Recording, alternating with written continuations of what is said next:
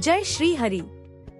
स्वागत है आपका अनंत भक्ति में, जहां भक्ति में है अनंत शक्ति।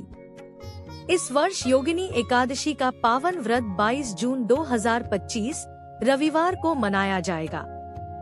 आषाढ़ मास के कृष्ण पक्ष की यह एकादशी सभी एकादशियों में अत्यंत पुण्यदायिनी मानी जाती है। शास्त्रों में कहा गया है कि इस व्रत को करने से मनुष्य को 88,000 ब्राह्मणों को भोजन कराने जितना फल प्राप्त होता है। यह व्रत पापों का नाश करता है, रोगों को दूर करता है और मोक्ष की प्राप्ति कराता है। प्राचीन कथा के अनुसार अलकापुरी में कुबेर नामक देवता राज्य करते थे, जो भगवान शिव के परम भक्त थे। उनके सेवक हेमाली का काम था कि वह प्रतिदिन मानसरोवर से पुष्प लाकर भगवान शिव की पूजा के लिए लाए। एक दिन हेमाली अपनी सुंदर पत्नी के प्रेम में पड़कर पूजा का समय भूल गया। जब यह बात कुबेर को पता चली तो उन्होंने क्रोधित होकर उसे कोढ़ी होने का श्राप दे दिया और वह स्वर्ग से निष्कासित हो गया। हेमाली वर्षों तक धरती पर कष्ट झेलता रहा। अंततः वह हिमालय पर्वत पर ऋषि मार्कंडेय के आश्रम पहुंचा और अपनी व्यथा सुनाई। ऋषि ने उसे योगिनी एकादशी व्रत का पालन करने का उपदेश दिया। हेमाली ने श्रद्धा से यह व्रत किया, जिससे उसका कोढ़ समाप्त हो गया और वह अपने पूर्व रूप में लौट आया।